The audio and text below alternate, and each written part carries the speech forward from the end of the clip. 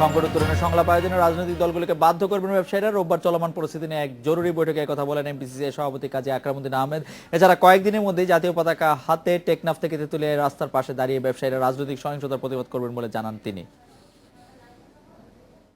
3 কোটি ব্যবসায়ীদের প্রতিনিধিত্ব করছি আমরা। এই অবস্থায় আমরা বন্ধ হয়ে গেলে দেশ বন্ধ হয়ে যাবে। আমরা তো কোনো অবস্থায় দেশ বন্ধ হতে দিতে পারি না। তাই আমরা শ্রমিক বন্ধ অনুরোধ জানিয়েছি যে আপনারা একটা ফয়সালা করেন। আলাপের সংলাপের কোনো বিকল্প নাই, কিন্তু এই সংলাপ কিভাবে হবে তার কোনো সম্ভাবনা কিন্তু আমরা দেখতে পাচ্ছি না। সুতরাং আমরা বাধ্য হইয়া তাদের বাধ্য করব যে তারা যাতে একটা মীমাংসা আসে। এই মুহূর্তে মতিঝিল এফবিসিসিআই কার্যালয়ের সামনে আছেন আমাদের সহকর্মী শাওন হাসনাত। তার কাছে জানতে চাইবো যে ব্যবসায়ীরা যেরকম বলছেন যে দুই রাজনৈতিক দলকে তারা কথা বলতে করবেন, রাজনৈতিক সংকট থেকে তারা ব্যবসায়ীদের সেই চাপ দেওয়ার ক্ষমতা কি আছে? ব্যবসায়ীরা কি ঐক্যবদ্ধ আছেন কোনো বিষয়ে সিদ্ধান্ত নেওয়ার জন্য কাউকে চাপ দেওয়ার ক্ষেত্রে? আপনার কাছে কি মনে হয় জানো শাওন হাসনাত?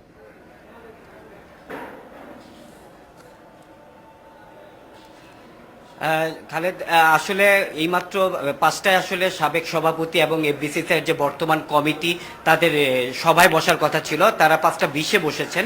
এর মধ্যে আপনি জানেন বর্তমান সভাপতি কাজী আকরামউদ্দিন আহমেদ তিনি, তারপরে এফবিসিসিআইর যে সাবেক সভাপতিরা একে আজাদ চৌধুরী, তারপরে আপনার ইউসুফ আবদুল্লাহ হারুন, আনিসুল হক, তারাও অলরেডি এখানে সভায় চলে এসেছেন।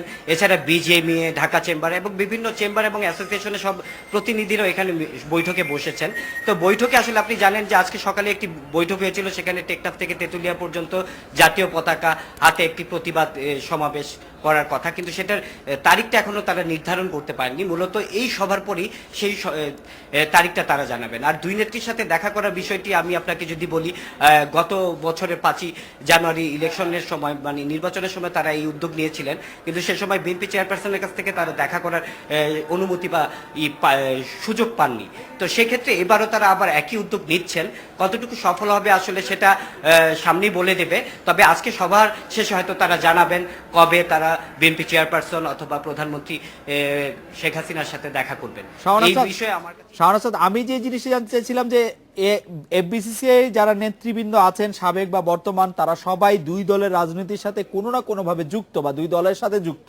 তারা কি একতাবদ্ধ অলরেডি হয়েছেন যে চলমান রাজনৈতিক সংকটের নিরসন আসলে ঘটাতে হবে, এবং একতাবদ্ধ হয়ে তারা চাপ দিচ্ছেন কিনা?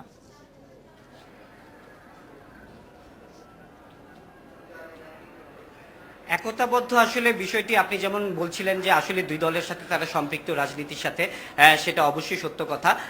এবং আপনি জানেন গতবার যে উদ্যোগ নেওয়া হয়েছিল সেখানে আব্দুল আওয়াল মিন্টুও ছিলেন, কিন্তু এবার তাকে আমরা কোনো সভায় বা কোনো কর্মকাণ্ডে আমরা তাকে দেখছি না। সেক্ষেত্রে আসলে কতটুকু সম্ভব হবে সেটা আমরা এখনো বলতে পারছি না। তবে তারা বলছেন যে তাদের দেয়ালে পিঠ থেকে গেছে, তারা এখন দলমত ঊর্ধ্বে উঠে সাধারণত দুই নেত্রীর সাথে বসার চেষ্টা করবেন এবং তাদেরকে একসাথে বসানোর তারা উদ্যোগ নেবেন। আপনাকে ধন্যবাদ।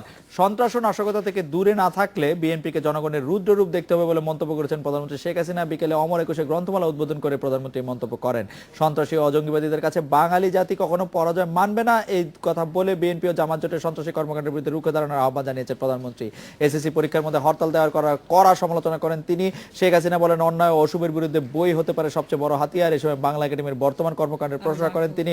প্রধানমন্ত্রী একুশে পদক প্রাপ্তদের হাতে পদকও তুলে দিয়েছেন। জঙ্গিবাদী কর্মকাণ্ডে যারা লিপ্ত তাদের কাছে কখনোই বাঙালি জাতি পরাভব মানবে না, কখনোই তাদের কাছে তারা পরাজয় মানবে না। এর বিরুদ্ধে আমাদের রুখে দাঁড়াতে হবে সর্বস্তরে। বাংলা একাডেমি প্রাঙ্গণ থেকে এখন আমাদের সাথে যোগ দিচ্ছেন সহকর্মী অনিমেষ কর। হরতাল অবরোধের মধ্যে প্রধানমন্ত্রী একুশে গ্রন্থমালা উদ্বোধন করলেন। আপনি জনগণের সারা কেমন দেখছেন? আমরা দেখতে আপনার সাথে কি যারা আয়োজক তাদের কারো কথা হয়েছে কিনা, তাদের সাথে কারো কথা বলা সম্ভব কিনা? আমি অনিমেষ কর। আমার সাথে এই মুহূর্তে আছেন বাংলা একাডেমির মহাপরিচালক ডক্টর শামসুজ্জামান খান। আমি তার কাছে সরাসরি এই প্রশ্নটি জানতে চাই। স্যার, আজকে হরতালের মধ্যেই এই বাংলা একাডেমির বইমেলা অমর একুশে গ্রন্থমেলা শুরু হলো এবং প্রধানমন্ত্রী শেখ হাসিনা উদ্বোধন করলেন। এই যে হরতাল অবরোধের মধ্যে জনমনে একটা শঙ্কাও আছে, এই অবস্থায় বাংলা একাডেমির বইমেলার এই আয়োজন নিয়ে কোনো ধরনের বিঘ্ন হচ্ছে না? এই যে মানুষের যে ভালোবাসা বইমেলার প্রতি, বাংলা একাডেমির প্রতি, এবং এই বইমেলাকে তারা যে কতটা আপন বলে ভাবে এবং প্রাণের মেলা বলে ভাবে, তারই প্রমাণ হলো এই হরতালের মধ্যে বিপুল মানুষের উপস্থিতি। এটা দেখে বসে আমাদের সকলের শিক্ষা নেওয়া উচিত যে বাংলাদেশের মানুষ সাহিত্যের প্রতি, সংস্কৃতির প্রতি ভীষণ অনুরাগী। সেই জায়গায় তারা কোনো অবরোধ, হরতাল এগুলো পছন্দ করে না। যারা দেয় তাদের দূরদর্শিতার অভাব আছে, তাদের উচিত এই যে জিনিসগুলোর প্রতি শ্রদ্ধা দেখানো। এবং যদি সংস্কৃতি, বই এইসবের প্রতি কোনো মানুষের শ্রদ্ধা না থাকে, তারা কিন্তু এই দেশে কোনোদিন খুব জনসমর্থন পাবে এইটা মনে করার কোনো কারণ নেই। স্যার, এবার বইমেলায় আমরা দেখতে পাচ্ছি যে বিদেশি অনেকে এসেছেন, 4 জন আজকে এখানে বক্তব্য দিয়েছেন, আন্তর্জাতিক সাহিত্য সম্মেলন করছেন। এই আয়োজন সম্পর্কে বলুন, কয়দিন এই আন্তর্জাতিক সাহিত্য সম্মেলন হবে এবং সেখানে কারা কারা অংশগ্রহণ করছেন? আন্তর্জাতিক সাহিত্য সম্মেলন করার উদ্দেশ্য হলো দুটি। একটি হলো এই বছর আমাদের বাংলা একাডেমির 60 বছরে পা দিয়েছে, সেই জন্য এই 60 বছরকে স্মরণীয় করে রাখার জন্য আমরা করেছি।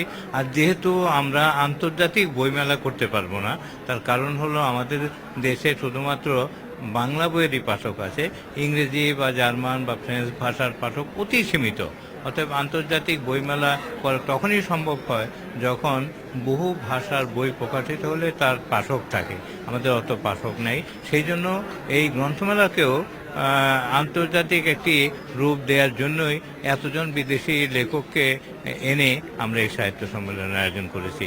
এতে জার্মানি থেকে এসেছেন হান্স হার্ডার, বিখ্যাত লেখক এবং বাংলা ভাষাটা ভালো মতো জানেন। বেলজিয়াম থেকে এসেছেন ফাদার ডোটিয়েন, তিনিও বাংলা ভাষারই একজন শক্তিশালী গদ্যকার। তারপরে ফ্রান্স ভট্টাচার্য ফ্রান্স থেকে এসেছেন, তিনি মধ্যযুগের বাংলা সাহিত্য সম্পর্কে বিশেষভাবে অভিজ্ঞত, বাংলায় চমৎকার বক্তৃতা করেন। তারপরে পবিত্র সরকার ছিলেন ভারতের পক্ষ থেকে, এবং ইকুয়েডর থেকে একজন এসছেন, তারপর সুইজারল্যান্ড থেকে এসছেন। 12টি দেশ, মোট 12টি দেশ থেকে 48 জন সাহিত্যিক বাংলা একাডেমির আমন্ত্রণে থাকে। এটি সাহিত্য সম্মেলন চলবে 4 দিন, 4 তারিখে 4 ফেব্রুয়ারিতে শেষ হয়ে যাবে। বইমেলা তো চলবে 28 তারিখ পর্যন্ত। স্যার, আপনাকে অনেক ধন্যবাদ। খালেদ মহিউদ্দিন, শুনছিলেন আপনি বাংলা একাডেমির মহাপরিচালক জি, বলছিলেন। আমরা শুনছিলাম। অনিমেষ, আপনাকে অনেক ধন্যবাদ। এই ছিল আজকের এডিটর স্পিকে আমন্ত্রণ আমাদের পরের আয়োজনে।